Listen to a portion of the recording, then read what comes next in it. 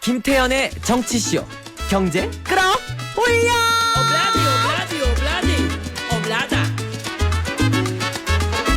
자, 김태현의 정치쇼 3부 경제 끌어올려 시간입니다.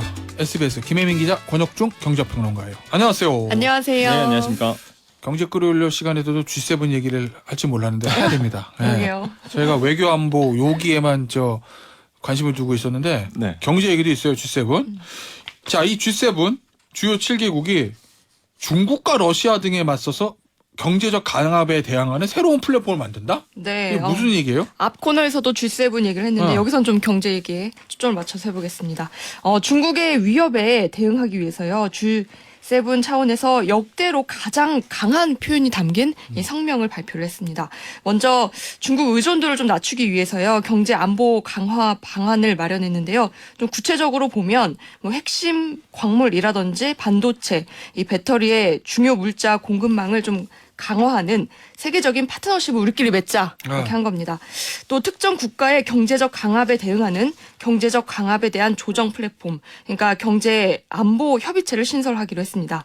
여기에서요 중국이라고 명시를 하지 않았습니다. 제가 말씀드린 대로 특정 국가라고 했어요. 그런데 모두가 중국이라고 알고 있습니다. 이게 혹시 예를 들면 중국이 이 히토류 이런 거 제일 많이 생산한다면서요. 그렇죠. 중국이 그런 거 수출 많이 막으면 네. 그거에 대항하기 위해서 만들고 뭐 이런 그렇죠. 측면도 원래는 있어요? 그동안은 이게 밸류체인이라고 그래서 모든 세계 국가가 이게 다 맞춰서 거의 체인처럼 그렇죠. 톱니바퀴처럼 네. 서로 물자를 공급하고 네. 수출 수입하고 이렇게 흘러갔습니다. 하나만도 거기서 구멍이 나면 네. 안 돌아가 전세. 근데 중국이요 네. 아주 수입을 많이 하는 반면에 수출도 많이 했어요. 네. 근데 중국이 빠져버리면 이 나머지 국가들이 이걸 어떻게 막을 건지 여기에 대한 이제 대응 방안을 마련하기로 한 거죠. 네. 자, 보니까 권평론가 네. 대통령실이 이번 G7 관련해서 경제성과 3대 키워드로 농업, 바이오, 기후, 인도태평양, 핵심 광고 이런 거 뽑았는데 네. 가장 큰 성과를 뽑으면 뭐예요? 일단 뭐 대통령실에서 꼽았던 거는 이제는 광물이라고 보시면 되겠고요. 뭐 인태라고 해서 인도 태평양이라고 보시면 되겠는데 관계 개선. 근데 저는 이번에 중국이 바로 이번엔 G7 이후에 바로 반응한 게 좀 눈에 띕니다. 뭐라고 반응했어요? 뭐 반응했냐면 마이크론 제재 단행을 했거든요. 아, 맞아. 그 전까지는 제재 할까 말까 이렇게 하다가 이제 발표를 했어요. 단행한다. 수입. 그러니까 정치권에서 중국 정부가 이랬던 거죠. 기업들한테 수입하지 마. 예, 이렇게 발표를 했습니다. 그러면 이제는 사실 마이크론이 그러니까 매출의 한 25%가 중국에서 나오거든요. 네. 그럼 마이크론 입장에서는 타격을 받을 수밖에 없어요. 그렇죠. 그럼 미국 반도체 업계에 영향을 줄 수밖에 없고. 네. 근데 이제 중국이 이렇게 단행할 수 있었던 이유가 이제 두 가지 측면이라 보시면 되겠습니다. 일단 마이크론이 중국 내 공장이 없어요. 네, 뭐 마이크론을 제재한다 해도 중국 입장에서 뭐 그렇게 타격받을 일은 없습니다. 중국 내 고용이 줄거나 그렇죠. 위험이 없다는 거구나. 두 번째는 대체제가 있죠. 한국. 우리나라랑 갖다 팔 수 있나? 미국에도 못 팔려면 어떡해? 그렇죠. 삼성과 이제 SK하이닉스의 대체제가 있기 때문에 이제 메모리 반도체에 대한 수입 금지거든요.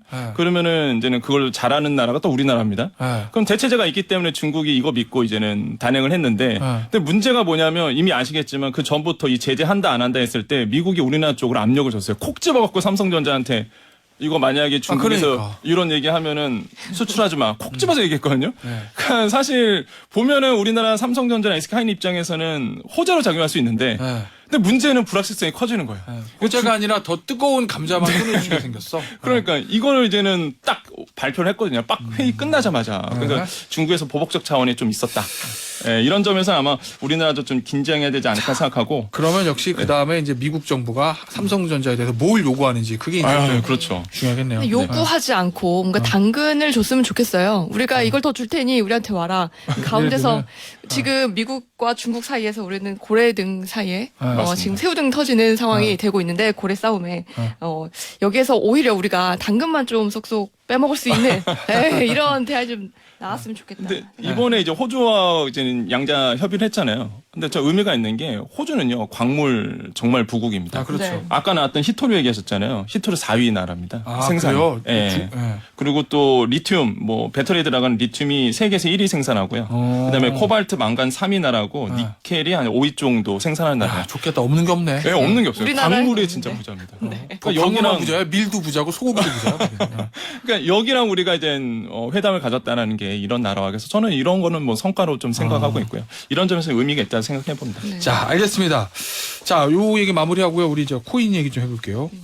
이게 김 기자, 네. 이 최근 5년간 보니까 가상화폐 관련 불법 행위로 발생한 피해 이게 5조 원을 넘어섰다? 네. 1년 1조 원씩이에요? 맞습니다. 그러면 이게 코인 피해 유형이 뭐 있어요? 뭔데 이렇게 많아요? 좀 자세히 설명을 드릴게요. 국민의힘 정우택 의원이 경찰청으로부터 이 자료를 제출받았거든요. 2018년부터 작년까지 5년 동안입니다. 이때 가상화폐 불법 행위 피해 금액 먼저 말씀드리면 5조 원이 넘습니다.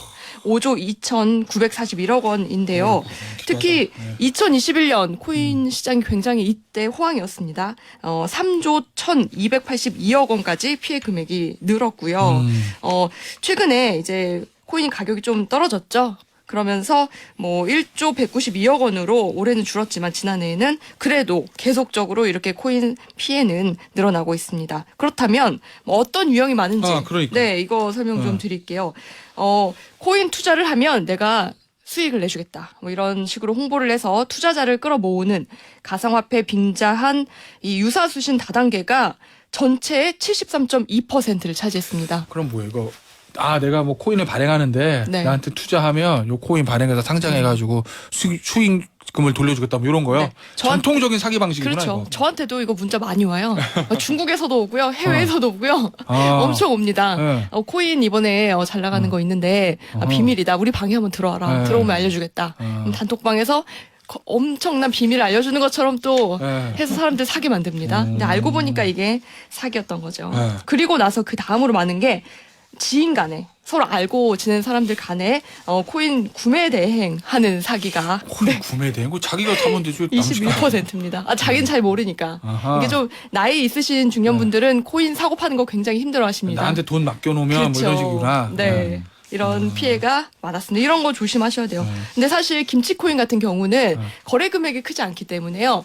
내부자 거래를 통해서 정보를 통해서 내가 이 정보를 이번에 알았다, 입수했다, 큰 돈을 벌 수 있다 이런 얘기를 많이 하거든요. 이거 정말 조심하셔야 돼요. 내부자 거래. 네. 또 조심해야 될 게 카카오 채널 보면은요. 제 이름으로 된 채널이 저도 아닌데 5개나 있습니다. 정말요? 진짜? 진짜. 오픈 채팅에 아마- 권혁중 치면 나와요? 네, 나옵니다. 김태현 변호사님도 마찬가지일걸요. 아마 검색해 보세요. 제 이름 치면 나와요? 네, 아마 나올 수도 있습니다. 해본 적이 없어. 이게 채널이 누구나 만들 수 있거든요. 네. 그러니까 저도 깜짝 놀래요. 그래서 자기가 주위 분들한테 이거 저 아니라고 네. 해도 계속 만들어집니다, 이게. 그러면서 이제 리딩방으로 네. 이끄는 거거든요, 사실. 그거 본인도 완전 아닌데. 사기네요. 완전 사기죠. 네. 이 네. 방송을 통해서 지금 공식적으로 단톡방이 그러니까- 없다고 네, 그런 거 이제 말씀하셨습니다. 조심하셔야 되겠고 네.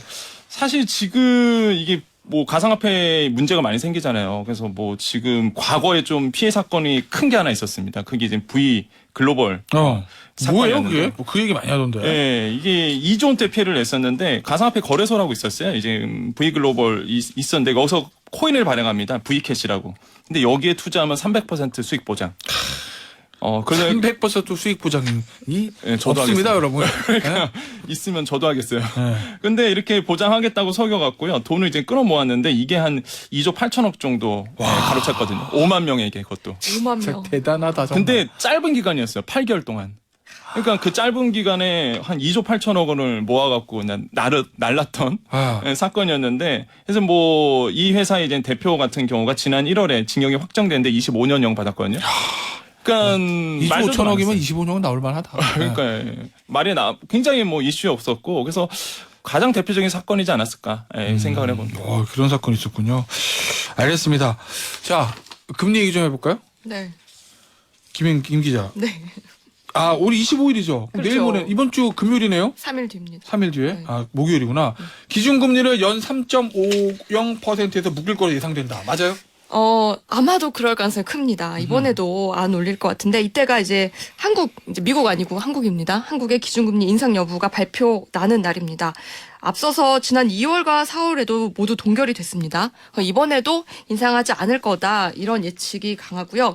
그 이유에 대해서 한국은행이 이 중국의 리오프닝 효과가 기대보다 미약했고 또 반도체를 비롯한 IT 경기가 사실 지금 많이 부진하잖아요.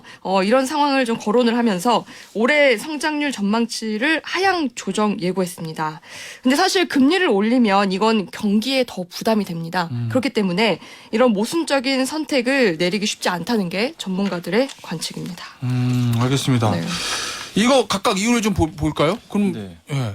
일단 뭐 동결에 대한 얘기가 좀 많은 이유가 사실 이제는 소비자 물가 상승률에 대한 부분도 있습니다. 우리나라 같은 경우에는 일단은 지금 이제 동결할 것이다. 이유가 많죠.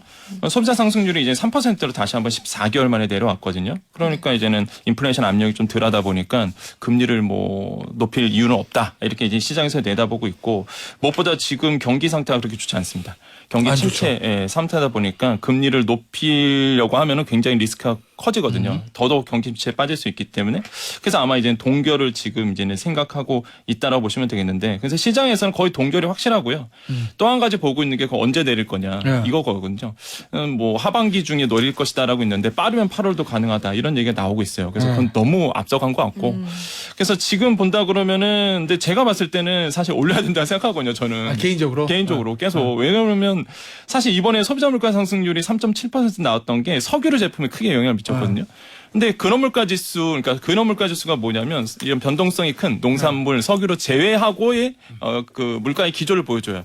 그러니까 석유류 제품을 제외하고 나면은 사실 물가가 그렇게 낮아진 건 아니거든요. 아직도 높은 상태다 보니까 사실 봤을 때는 아직 물가 잡기에는 좀 요원하다라고 저는 생각을 해봐요. 그래서 이번에 뭐 금리를 높였으면 좋겠지만 하지만 그건 제 개인적 생각이고 거의 동결로 확실히 되고 있고 시장도 그거에 맞춰가고 있다라고 좀 생각을 해봅니다. 알겠습니다. 자, 그러면 물가 얘기는 여기서 좀 마무리하고 요거 보죠. 전세. 야, 요거 김 기자. 네. 원희룡 국토부 장관이 최근에 전세 사기 피해를 두고서 전세 제도는 수명을 다했다. 이렇게 얘기했다면서요? 네, 맞습니다. 똑같은 어떻게 되는 워딩으로. 건가?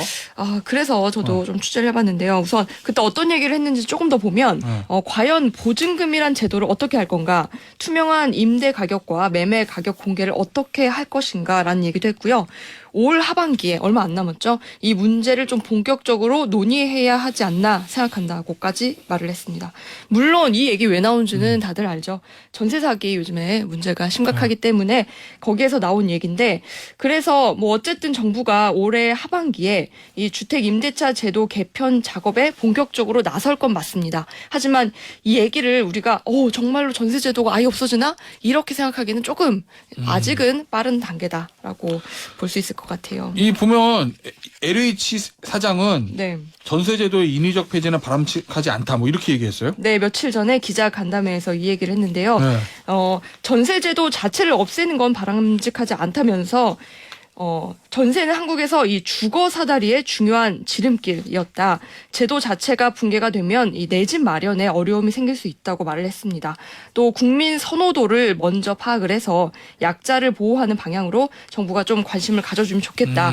그러니까 전세 자체를 없애는 것보다는 약자를 보호하는 방식으로 가야 되는 게 맞지 않냐라는 얘기죠. 실제로 2020년 기준으로 이 전세 비중이요. 우리나라의 15.5%나 됩니다. 이게 적은 수치가 아니에요. 갑자기 전세제도 없앤다고 하면 엄청난 혼란이 올 겁니다. 아니 이게 뭐 전세제도를 갑자기 어떻게 뭐 없애겠어요? 전세부 좀 깔아놓은 게 엄청 많은데. 네, 맞습니다. 원 장관의 이런 얘기는 왜 나온 거로 보세요? 그 전세 사기 방지 대책 때문에 그런가? 그렇죠. 이제 전세 사기가 요즘 많아지다 보니까 기본적으로 이제 구태연한 정말 오래된 제도이다라고 이제 평가를 한 거죠. 근데 시장에서도 사실 그런 목소리는 있었습니다. 계속적으로 이제 목돈이 사실 부동산 말고는 그렇게 목돈 움직일 게 없잖아요. 그렇죠. 그러니까 민생 경제를 봤을 때도 목돈이 움직이고 이러다 보는데 사기가 많아지고 전세 제도가 이제 수명을 다했다는 네. 얘기는 사실 몇 년 전부터 나오기 시작했던 건 맞아요. 전세금 폭증하고 이럴 때부터. 네. 그래서 요즘에 이제 시장 분위기가 근데 다시 한번 또 전세에 대한 관심이 많아져요. 왜 그러냐면 이제 월세 인기가 많아지잖아요. 그러니까 월세 전환율이 당연히 높아집니다.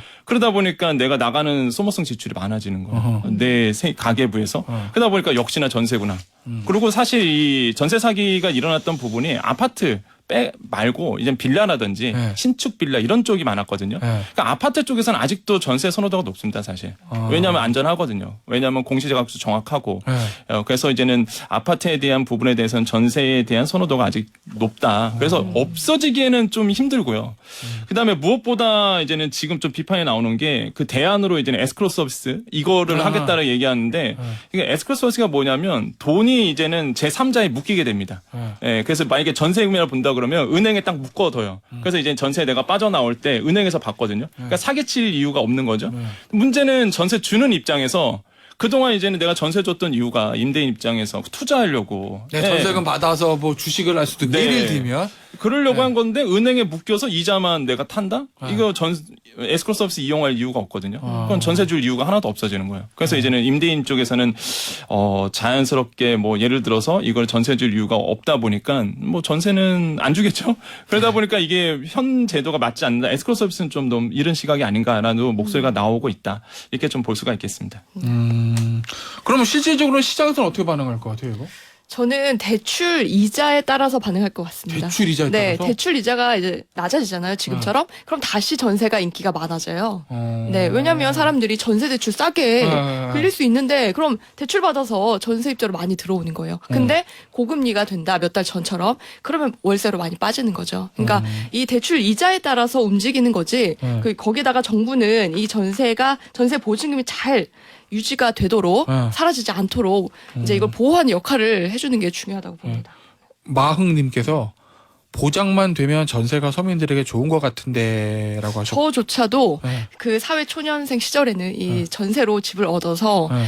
그 대출금을 강제로 네. 월급에서 갚으면서 잘 돈을 모았습니다. 그렇게 해서 네. 돈 모아서 전세금 좀 올려서 좀 이사 가고 그러면서 이제 그렇죠. 갑자기 아파트 하나 구입하기는 좀 부담이 되니까 그렇죠. 전세가 일종의 장기 저축의 의미가 있는 거잖아요. 네. 우리는. 저도 마찬가지예요. 주거의 사다리라고 네. 표현하는데 저도 마찬가지예요. 사회초년생 때 전세로 들어가서 지금 이제 집이 있지만은 네. 그 당시에 이제 전세로 시작해서 알뜰살뜰히 모아서 네. 내 집 마련 한 거 케이스거든요. 왜냐면 월세로 가면 돈이 녹는다고들 하니까. 예, 맞습니다. 그래서 저는 뭐 전세가 말씀하신 것처럼 진짜 서민들에게는 사실 좋은 제도긴 해요. 그래서 이런 부분에 그런데 이제 단점이 요새 이제 전세 사기처럼 보증금이 워낙 월세에 비해서 전세가 거액이다 보니까 맞습니다. 그 보증금을 떼는 네. 상황도 생길 수 있다. 네. 맞아요. 특히 요 빌라나 연립주택 같은. 그래서 아마 원희룡 장관이 그런 부분에 대해서 전세 문제를 얘기를 시작한 했죠. 것 같고 네. 다만 시장에서는 뭐 우량 아파트나 이런 부분에 대해서는 뭐 여전히 전세 선호도 높다. 네. 뭐 이렇게 정리하면 될 것 같습니다. 조충근님이 이런 의견 주셨어요. 전세가 유일하게 우리나라만 있는 건데 서서히 사라지는 게 맞지라고 하셨고 사랑이 빛나는 우리네님은 없애는 건 불가능하다고 봐요. 뭐 이런 의견도 주셨습니다. 어쨌든 우리나라만 있는 저 제도인 건 맞으니까. 네.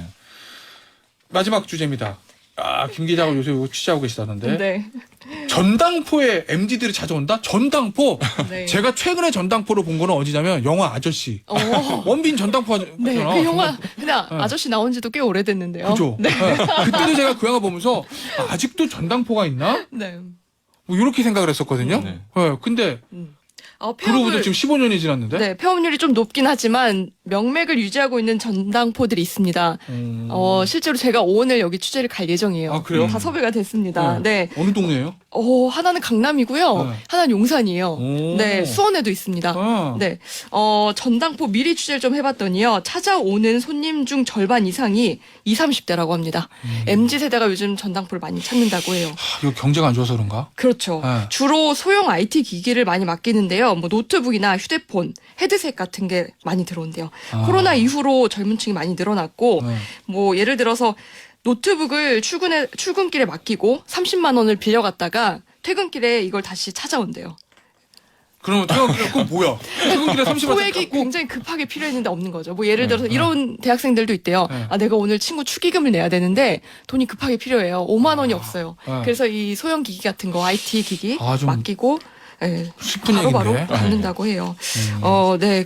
이 코로나 시기 이후로 젊은 분들이 이제 경제적인 능력이 안 좋죠. 그래서 이런 분들이 전당포를 많이 이용하고요.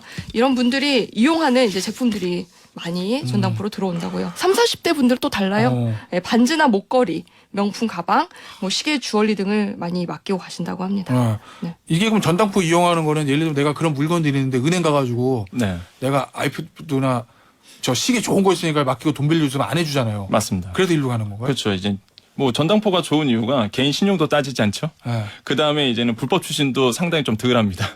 그러다 보니까 많은 분들이 이제 소액을 필요로 해서 하다 왜냐면 보니까 전당포 입장에서는 뭐 담보가 있으니까. 네, 담보가 있으니까 그럴 수밖에 없는데. 네. 근데 사실 지금 경기가 너무 안 좋다라는 게 아마 최근에 아시잖아요. 소액생계비 대출. 그 100만 원 받기 위해서 정말 줄도 서고 그랬던 부분이 있었거든요. 네. 그러니까 그 정도로 경기가 안 좋다 보니까 다시 한번 이제 전당포에 대한 인기가 많아지는데 지금 법정 이자율이 낮아지다 보니까 사실 전당포도 많이 폐업하고 있습니다.